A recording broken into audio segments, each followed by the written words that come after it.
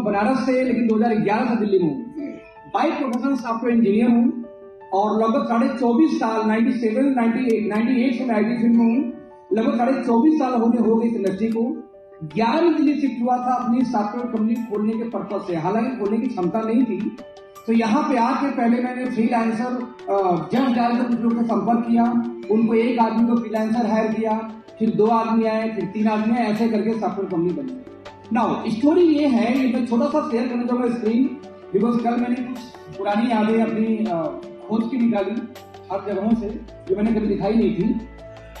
कैसे मैंने किया इसके बारे में बात अभी नहीं करूंगा, हालांकि 5 मिनट के लिए मुझे छोटी सी ट्रेनिंग स्वॉट एनालिसिस के देना था। बहुत लोग, कितने लोग स्वॉट एनालिसिस क्या होता है जानते हैं यहाँ पे? बहुत कम लोग। इकलौता ऐसा मीडियम दोस्त है ये स्वॉट एनालिसिस जो किसी भी बड़ी ऑर्गेनाइजेशन के अंदर में उनकी एम्प्लॉइयों से करवाया जाता है कि आप यदि कहीं पे कोई प्रोडक्टिव नहीं है, बिजनेस में ग्रोथ नहीं आ रहा है, तो वहां पे एम्प्लॉय का या लोगों का स्वॉट एनालिसिस कराई जाती है, जिससे आदमी अपने अंदर के स्ट्रेंथ को, वीकनेसेस को फाइंड आउट कर सके और उसके अकॉर्डिंग को ट्रेनिंग दी जा सके। राइट? तो मैं इसके बारे में जिक्र करने वाला था, जो भी नहीं करने वाला, बिकॉज टाइम बिल्कुल नहीं है। मैंने जब स्वॉट एनालिसिस अपना किया था दोस्त, तो स्वॉट एनालिसिस करने के बाद मुझे एक बात समझ में आई थी और वो ये थी, क्या ये लिखा हुआ है? You are the CEO of your life.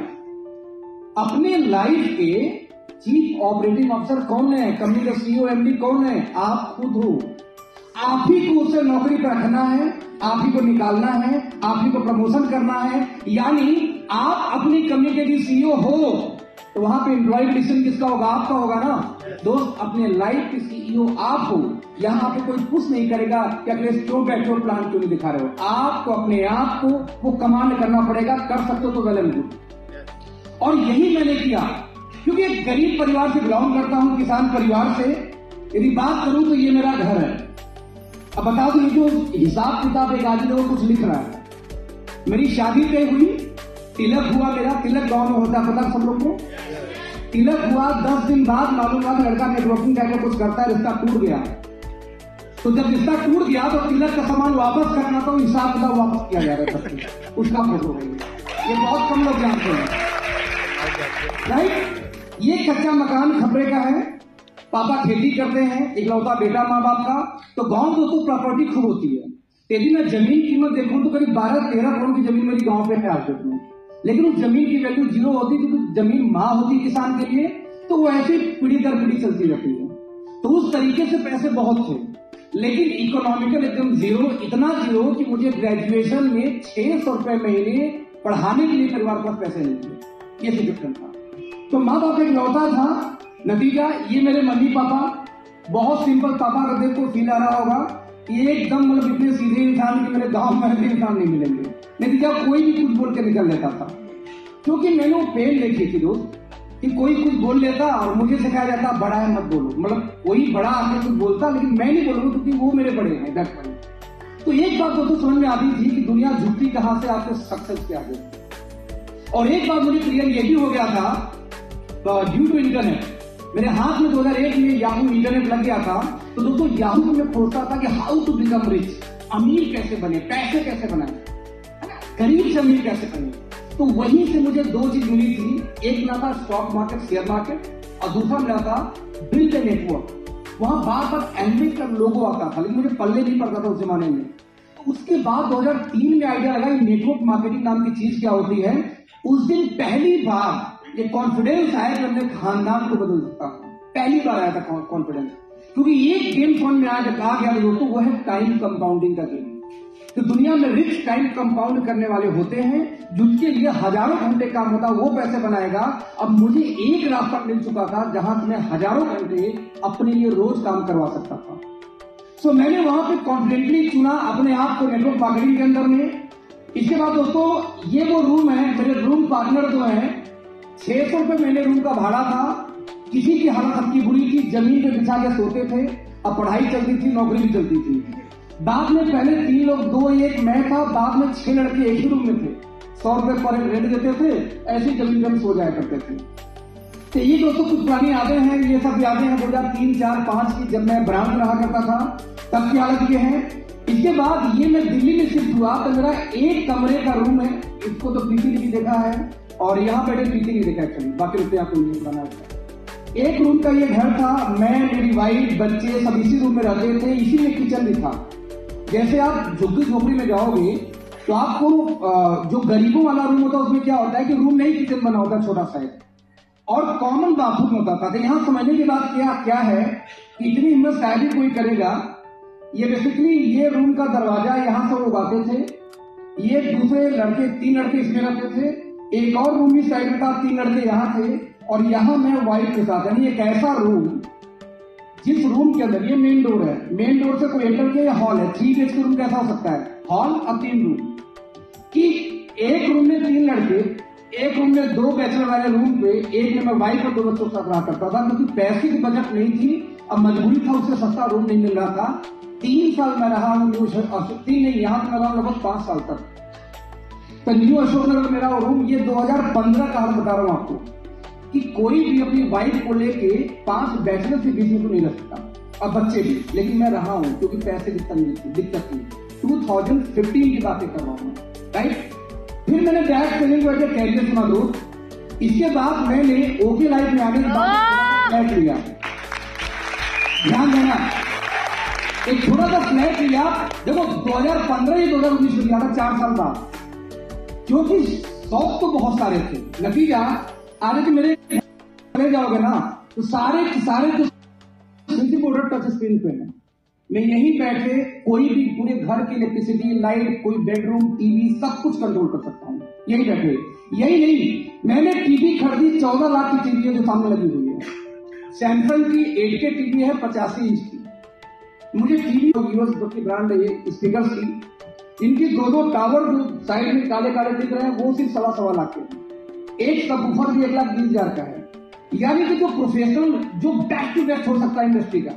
फिर मैंने वो अपने छोटे से फ्लैट में परचेज किया, यहां तक कि रिक्लाइनर लेदर के सोफे खरीदे 2.5 लाख रुपए की, भाई मूवी सिनेमा हॉल जैसे मजा आना चाहिए। अब होम थिएटर टू गुड है, उतना अच्छा मुझे सिनेमा हॉल में भी नहीं आता सच बताऊं तो, और टीवी इसके अच्छे भी इंडिया में नहीं, दुनिया में नहीं है। 8K हाईएस्ट कैटेगरी है और 85 इंच से बड़ी टीवी आती नहीं है, ये हाईएस्ट है इंडिया की। तो वो मैंने परचेज किया। इसके बाद तो उसी घर की बात कर रहा हूँ। इसके बाद मैंने फ्रिज लिया, अगेन उसके अंदर 21 इंच की टीवी है।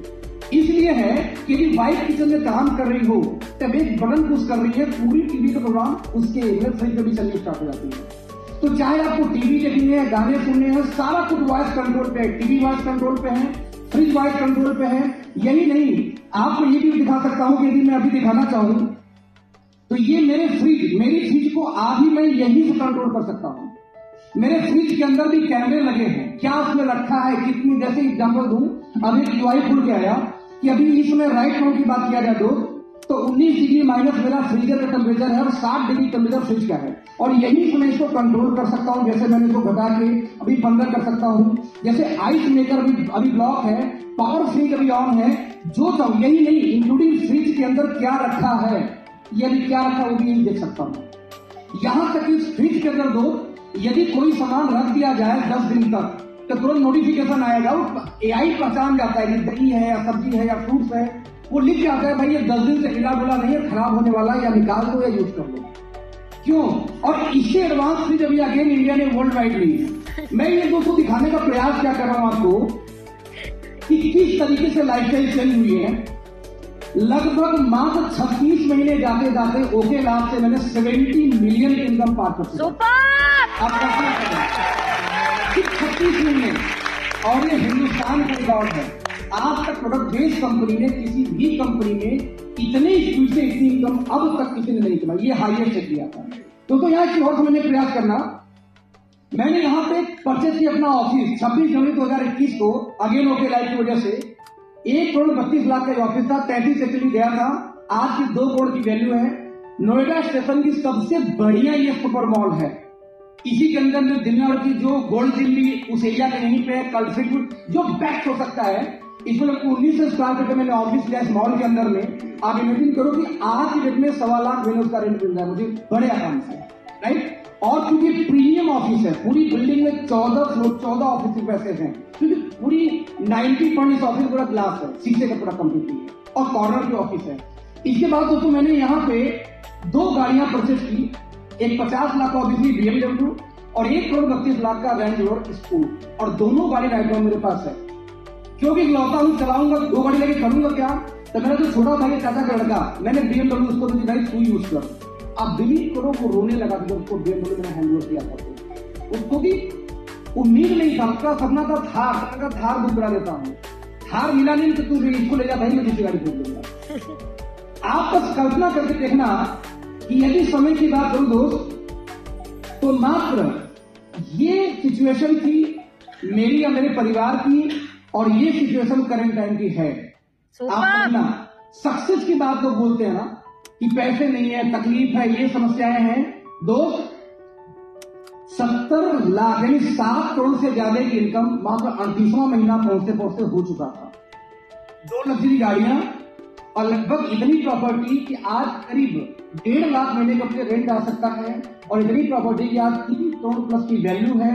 ध्यान देना, पैसा कमाना, उस पैसे को दिखना, दोनों में अंतर होता है। नेटवर्क मार्केटिंग में कई बार लोग हल्ला गुल्ला करेंगे, ये ले लिया, वो ले लिया, वो ले लिया। हमारी कंपनी बोलती दोस्तों, कार से पहले घर, जब भी प्रॉपर्टी लोगे तब कार लोगे।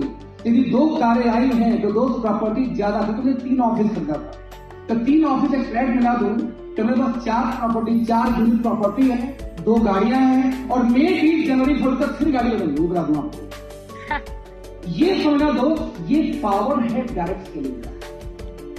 किस तरीके से किसान का बच्चा, जिसके पास में इतनी क्षमता नहीं थी कि जब मुझे हाई स्कूल के बाद जब पढ़ाई करना हुआ, मेरे पास साइकिल नहीं था, मेरे पास मैं 1.5 साल तक दूसरे का साइकिल खींचता था, वो बैठता था, इसलिए मेरे पास साइकिल नहीं था। वो बच्चा जिसको 600 रुपए महीने फी भरने का पैसा नहीं था, ग्रेजुएशन का सिर्फ 600 महीने था, सन 2000 की बात कर रहा हूँ, मेरे पास वो नहीं था, तो मैंने कंप्यूटर कोर्स मेरे अंकल ने कराया 97 से 98, और कोर्स करने के बाद मैंने ग्रेजुएशन अपने पैसे से किया। 1500 महीने की सैलरी थी और 600 रुपए कॉलेज का फीस था, आराम से हो गया। और वही वाली रूम थी जो दिखाया आपको, क्योंकि 100 रुपए महीना रेंट था। जब 6 लोग गए, 3 लोग हमेशा थे, तो 200 रेंट आता था महीने का।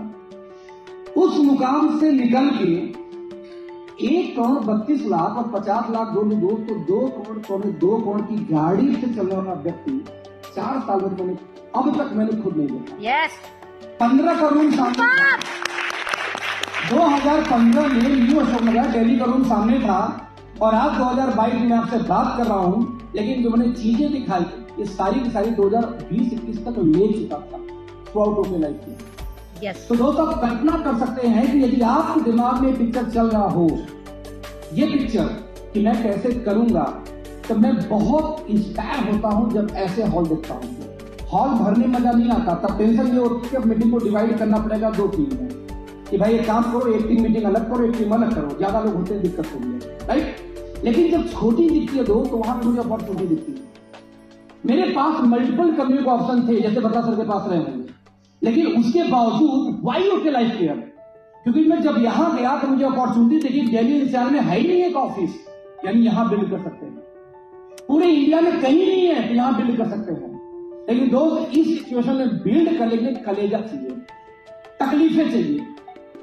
तो मैं लास्ट राजा दशरथ की स्टोरी सुना के खत्म करूंगा कि जब राजा दशरथ को संतान की प्राप्ति दोस्तों नहीं हो रही थी, तो राजा दशरथ को एक आशीर्वाद मिला, सॉरी, जब प्राप्ति नहीं होती, तकलीफ में होती, उनको पुत्र पैदा नहीं हो रहा था, तो उनको बार बार एक श्राप याद आता और उनको पावर मिलता। श्राप क्या था?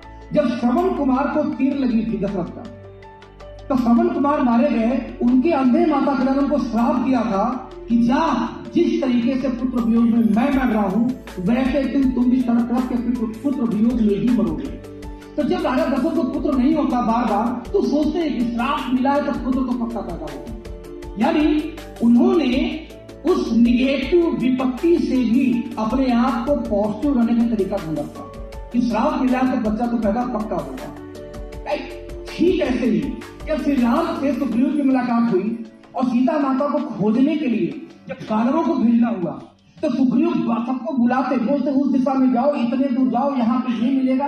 यानी इतना शानदार डायरेक्शन देते पूरे टीम को वानरों के कि प्रभु श्री राम खुश हो गए, यार बात तुम्हें कैसे पता, यानी इतना अच्छा भौगोलिक ज्ञान कैसे मालूम आपको। पता सुग्रीव ने क्या बोला कि बाली मेरा भाई मुझे मारने के लिए खोजता रहा, मैं पूरा दुनिया भागता रहा डर के मारे।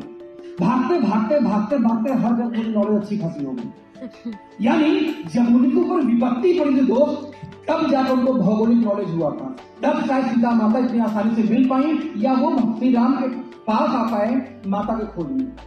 यानी दोस्त वो इंसान नहीं जो विपत्ति के टाइम में अपने आप को पॉजिटिव करने के तरीके में ढूंढे, जो विपत्ति के टाइम में अपने आप को स्ट्रॉन्ग कर कोई सबक ना ले। और दोस्त बस वही मैंने किया था अपने गांव से निकल के यहाँ तक के सफर में। अब प्रयास भी करता हूँ कि रोज मैं करता रहूं। Thank you so much. मेरा टाइम यहाँ होता है खत्म।